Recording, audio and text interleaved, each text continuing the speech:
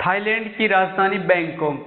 वहाँ पे अफ्रीकन काले लोग काफी घूमते फिरते आपको नजर आ जाएंगे, क्योंकि अफ्रीकन लोगों को थाईलैंड की लड़कियां बेहद ही पसंद होती है, बहुत ही ज्यादा पसंद होती है।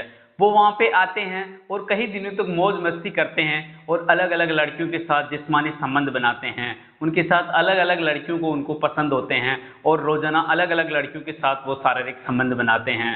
दोस्तों, एक बार की घटना होती है कि एक काला अफ्रीकन आदमी होता है, थाईलैंड आता है। वहाँ पे आने के बाद एक मसाज पार्लर में पहुँचता है और वहाँ जाने के बाद मैनेजर से बात करता है कि मुझे एक लड़की की ज़रूरत है जो मुझे मसाज करवानी है। तो मसाज मैनेजर उनको 10 लड़कियां उनके सामने लाके खड़े कर देती है और खड़ी करने के बाद वो जो काला अफ्रीकन आदमी होता है जिसका नाम बाबा होता है, वो उनमें से एक लड़की को पसंद कर लेता है और पसंद करने के बाद एक कमरे में ले जाता है। कमरे में ले जाने के बाद लड़की उसके साथ जो मसाज का काम होता है मसाज करती है। उसके बाद वो बाबा काला अफ्रीकन आदमी होता है उस लड़की के सारे कपड़े उतार देता है। कपड़े उतारने के बाद उसके साथ वो अश्लील हरकतें करने लग जाता है, उसके साथ वो छेड़खानी करने लग जाता है। अब लड़की भी मना करे तो कैसे करे, क्योंकि उसको उसकी एवज में काफ़ी मोटी रकम ले रखी थी। तो जब उसके साथ वो छेड़खानी कर रहा था तो लड़की भी उसकी हाँ में हाँ करने लग जाती है और उसके साथ जिस्मानी संबंध बनाने के लिए तैयार हो जाती है। वो जो बाबा होता है अफ्रीकन आदमी उस लड़की के साथ जिस्मानी संबंध बनाने के लिए तैयार हो जाता है और वो जोर जोर से जिस्मानी संबंध बनाने लग जाता है। शुरू शुरू में तो लड़की उसके साथ खुश थी, उससे उसके साथ जिस्मानी संबंध बना रही थी, लेकिन वो अफ्रीकन आदमी होता है वो उसके साथ इतनी जानवर तरीके से, इतनी क्रूरता से शारीरिक संबंध बनाता है कि लड़की की चीखें बाहर तक आवाज आने लग जाती है। लड़की शुरू शुरू में उसको बर्दाश्त करती है, लेकिन उसके बाद उस लड़की की बर्दाश्त करने की क्षमता नहीं रहती है। जिसके बाद वो लड़की बाहर से चीखती है, चिल्लाती है, लेकिन वो काला अफ्रीकन आदमी है जो उस लड़की को नहीं छोड़ता है। लगभग आधा घंटा तक उसके साथ जानवर की तरह जिस्मानी संबंध बनाता है। उसके बाद अफ्रीकन आदमी उस लड़की को छोड़ दिया जाता है, लेकिन लड़की की हालत खराब हो जाती है। उसके बाद अफ्रीकन आदमी उस मसाज पार्लर से बाहर निकलता है और अपने होटल के कमरे में आ जाता है। तो दोस्तों, इस कहानी में अफ्रीकन आदमी आते हैं और अलग अलग लड़कियों के साथ जिस्मानी संबंध बनाते हैं, जिससे कि कई लड़कियां उनके शिकार होने से उनकी हालात खराब हो जाती है। तो लड़की कौन थी और कैसे वो अफ्रीकन आदमी के चंगुल में फंसती है और कैसे मसाज पार्लर तक पहुंचती है और उसकी हालात कैसे होती है और क्या क्या खुलासे होते हैं, जो कहानी के एंड तक बने रहना, जो आप पूरी स्टोरी समझ पाओगे कि लड़की की किस तरह से हालात खराब होती है, कि अफ्रीकन आदमी को थाईलैंड की लड़कियां ही क्यों पसंद होती है और वहाँ पे कितना मनोरंजन और कितनी वहाँ पे एंजॉय के साधन होते हैं। तो आप कहानी के एंड तक सुनोगे तो आपको पूरी कहानी समझ में आ जाएगी। जय हिंद, जय भारत। मैं लोकेश, आज की हमारी नई क्राइम स्टोरी में स्वागत है आपका। दोस्तों, हमारी छोटी सी रिक्वेस्ट है, अगर आप चैनल पे नए हो तो चैनल को सब्सक्राइब कर लेना और बेल आइकन दबा देना, जिससे कि हमारे नए वीडियो आने की आपको नोटिफिकेशन मिल सके। दोस्तों, आज की जो सच्ची घटना है ये है थाईलैंड में एक छोटा सा शहर पड़ता है जिसका नाम होता है पॉकेट। पॉकेट में एक मध्यम वर्ग का आदमी होता है जिसका नाम अरदास होता है। उसके परिवार में एक उसकी पत्नी और एक लड़की होती है। लड़की का नाम एना होता है। एना 19 वर्ष की होती है, जिसकी उम्र उस टाइम 19 वर्ष होती है। वो पास के ही कॉलेज में पढ़ाई करती है। पढ़ाई करने के बाद वो कॉलेज से पढ़ाई करने के बाद अपना जो पिताजी होता है अरदास उसके रेस्टोरेंट में आती है, क्योंकि अरदास के एक छोटा सा रेस्टोरेंट होता है, जिससे कि उनका घर का खर्चा बहुत आसानी से चल रहा था और जिंदगी बहुत अच्छी चल रही थी।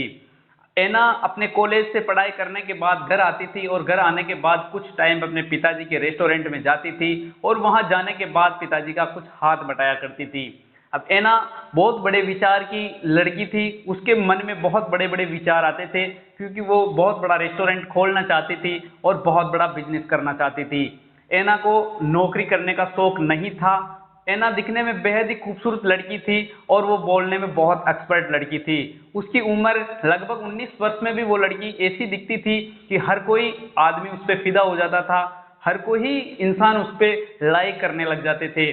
तो एना एक दिन अपने पिताजी को बोलती है कि पिताजी मुझे रेस्टोरेंट का ओनर मुझे चलाने दो, लेकिन पिताजी उसको मना कर देते हैं कि बेटा अभी तेरी उम्र नहीं है। तो ऐना अपने पिताजी अरदास को बताती है कि मुझे कहीं दूसरी जगह जो पॉकेट शहर है उसी में ही मुझे कुछ अलग से रेस्टोरेंट खोल के दे दो, जिससे कि मैं अपना गुजारा बहुत अच्छे तरीके से बिजनेस करूंगी। ऐना का विचार बहुत बड़ा था क्योंकि वो खुले विचारों की लड़की थी। एक दिन ऐना अपने साथी से बताती है कि मुझे जॉब करना है और मुझे मॉडल बनना है या मेरी जिंदगी में मुझे बहुत कुछ पैसा कमाना है। तो ऐना का एक साथी लड़की होती है, वो उसको बताती है कि आप पॉकेट शहर में ही जाओ, वहां पे जाने के बाद मेरी बात करा देना और ये इस नंबर पे बात कर लेना। ऐना वहां पहुंचती है, पहुंचने के बाद जो वो उसकी दोस्त लड़की होती है वो नंबर देती है, उस नंबर पे कॉल करती है ऐना, और कॉल करने के बाद एक लेडीज फोन उठा लिया जाता है। लेडीज जैसे ही फोन उठाती है, ऐना को जिस रेस्टोरेंट में वो लड़की भेजी थी वहां पे बुला लिया जाता है। बुलाने के बाद ऐना को उसमें रिसेप्शन के जॉब लगा दिया जाता है। अब ऐना वहां पे लगभग 6 महीने निकालती है। 6 महीने में ऐना का मन नहीं लगता है कि मुझे यहाँ पे जॉब नहीं करना है, लेकिन ऐना जैसे तैसे करके वहां पे काम करने लग जाती है। और ऐना काम करने के बाद वो यही सोचती है कि मुझे बहुत कुछ अलग काम करना है, क्योंकि वहां पे फॉरेनर आदमी आते हैं। तो फॉरेनर आदमी आते हैं जो कई मॉडल लड़कियों को पसंद करते हैं और उसके साथ रंगरेलियां मनाते हैं और जिस्मानी संबंध बनाते हैं। ये बात ऐना के समझ में आ जाती है और वो उसके मन में जम जाती है कि मुझे यही काम करना है। लेकिन उनके घर वालों के भी उस पर प्रतिबंध था कि आपको इस तरह के काम नहीं करना है। लगभग ऐना 6 महीने निकलने के बाद ऐना उस जॉब को छोड़ दिया जाता है। ऐना वहां पे जॉब को छोड़ने के बाद वो एक उसी रिसेप्शन के जॉब में एक लड़की थी, उसकी जो साथी थी, वो जो काम यही काम करती थी कि फॉरेनर आदमियों को सर्विस दिया करती थी, उसके साथ मसाज की जाती थी और उसको कई तरह की सुख दिया जाता था, जो जिस्मानी सुख कह सकते हैं। एक दिन ऐना उसको बताती है कि मुझे इस तरह का जॉब नहीं करना है, मुझे भी आपकी तरह काम करना है। तो ऐना को वो जो उसकी साथी थी उसी में होटल में जहाँ पे वो रिसेप्शन का काम करती थी ऐना, वो लड़की बता दिया जाता है कि आप टोक्यो शहर में जाओ और वहाँ पे एक बहुत बड़ा पार्लर, जिसको हम मसाज पार्लर कह सकते हैं, वहाँ पे उसको भेज दिया जाता है।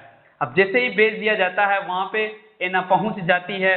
पहुँचने के बाद वहाँ की जो मैनेजर है उसको ऐना को रख लिया जाता है, क्योंकि मैनेजर को ऐना देखते ही बहुत पसंद आ जाती है, क्योंकि वो बहुत दिखने और बोलने में बहुत ही खूबसूरत लड़की थी।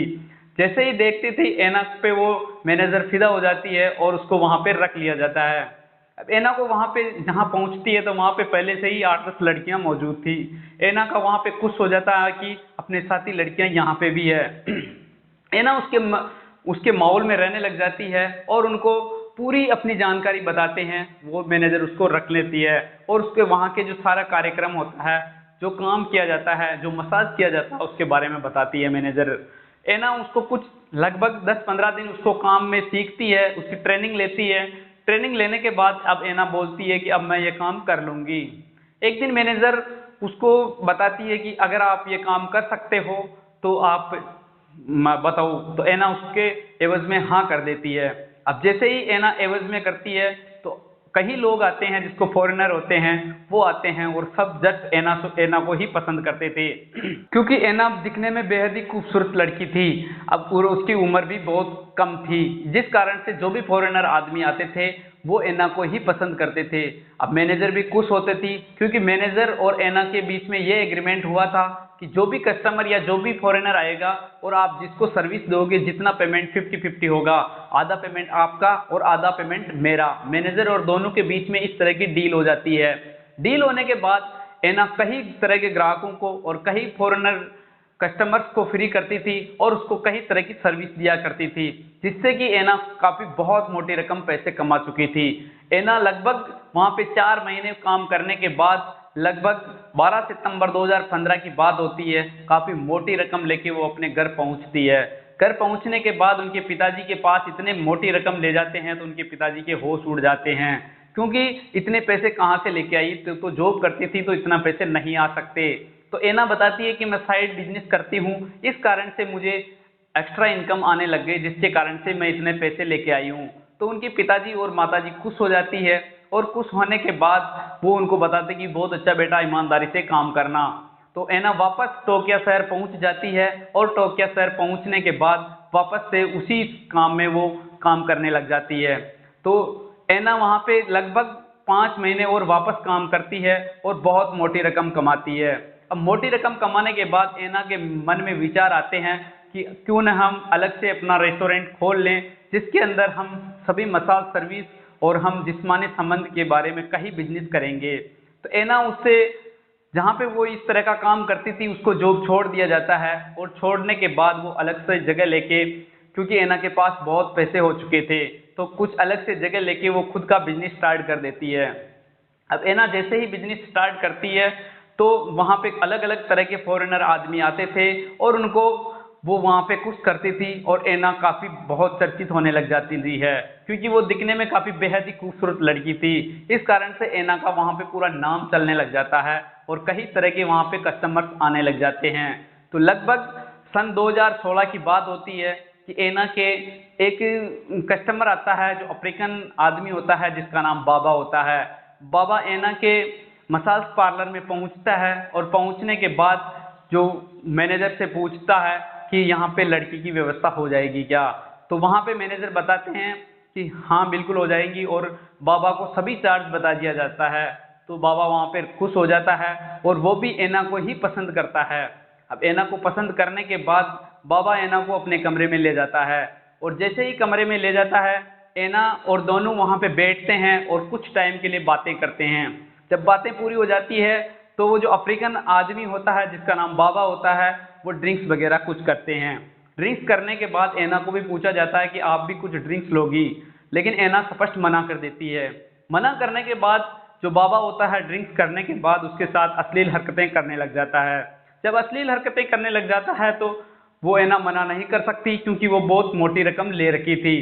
क्योंकि जो अफ्रीकन आदमी होते हैं वो दूसरे कस्टमर्स के तुलना में कहीं मोटी रकम दिया जाता है, क्योंकि अफ्रीकन जो आदमी होता है उनको हर कोई एक्सपेक्ट नहीं करता है, क्योंकि वो बहुत क्रूरता से शारीरिक संबंध बनाता है और बहुत लड़कियों को परेशान करते हैं। इस कारण से वहाँ पे उनकी डील नहीं ली जाती थी, लेकिन एना उसकी डील ले ली जाती है। अब जैसे ही डील लेते हैं और उसके बाद जो बाबा होता है उसके साथ अश्लील हरकतें करता है, और उसके बाद एक झटके में एना का सारा कपड़ा उतार दिया जाता है और पूरी उसको निर्वस्त्र कर दिया जाता है, और बाबा भी पूरा निर्वस्त्र हो जाता है। निर्वस्त्र होने के बाद दोनों पूरी रंगरेलियां मनाते हैं, और जब कुछ टाइम तक तो एना उसको बर्दाश्त करती है, लेकिन बाबा पूरी अपने जानवर रूप में आ जाता है और उसके साथ इतना जोरदार जिस्मानी संबंध बनाता है जैसे जानवर की तरह बर्ताव करने लग जाता है। बाबा को एना नहीं झेल पा रही थी, लेकिन मना करे तो भी कैसे, लेकिन लास्ट में उसकी इतनी हालत खराब हो जाती है कि वो बाबा को बोलती है कि आपके पैसे वापस ले लो, लेकिन मुझे छोड़ दो। लेकिन बाबा नहीं छोड़ने वाला था, वो जानवर रूप में आ जाता है और एना को बहुत क्रूरता तरीके से जिस्मानी संबंध बनाता है और एना की हालत खराब कर देता है। यहाँ तक कि उसकी जो चीखें हैं बाहर तक आवाज़ आने लग जाती है और काफ़ी परेशान करने लग जाता है, लेकिन एना को नहीं छोड़ता है। वो उनके सामने हाथ जोड़ती है, गिड़गिड़ाती है, लेकिन बाबा नहीं छोड़ने वाला था। लगभग आधा घंटा तक उसके साथ जिस्मानी संबंध बनाता है, शारीरिक संबंध बनाता है। उसके बाद जब बाबा थक जाता है पूरा, जब उसके साथ शारीरिक संबंध बना लेता है, उसके बाद उस लड़की को छोड़ता है। छोड़ने के बाद एना की हालत बहुत खराब हो जाती है और उसके साथ कभी भी जिस्मानी संबंध नहीं बनाने की वो संकल्प लेती है।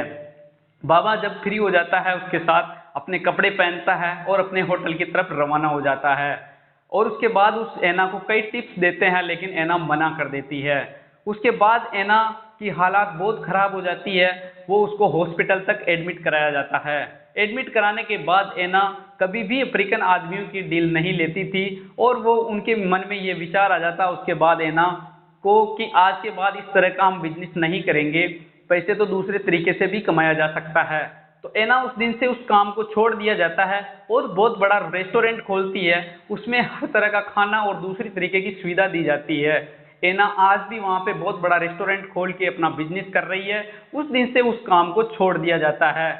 इस तरह के कई मामले खुलासे होते हैं कि अफ्रीकन जो आदमी होते हैं थाईलैंड की लड़कियों के साथ बहुत क्रूरता से शारीरिक संबंध बनाते हैं और उनको बहुत जानवर की तरह उसके साथ बर्ताव किया जाता है, क्योंकि वहाँ के जो आदमी होते हैं थाईलैंड की लड़कियों को पसंद करते हैं और रंगरेलियां मनाने आते हैं। तो दोस्तों ये थी घटना, और कैसी लगी कमेंट सेक्शन में जरूर बताना। और हमारा उद्देश्य किसी को प्रताड़ित करना, दुखी करना या आत्मा को ठेस पहुंचाना नहीं है। हमारा उद्देश्य सतर्क, अलर्ट और सावधान करने का है। अगर कहानी आपको अच्छी लगे तो कमेंट सेक्शन में जरूर बताना। मिलते हैं आपको नेक्स्ट क्राइम स्टोरी में। जब तक जय हिंद, जय भारत।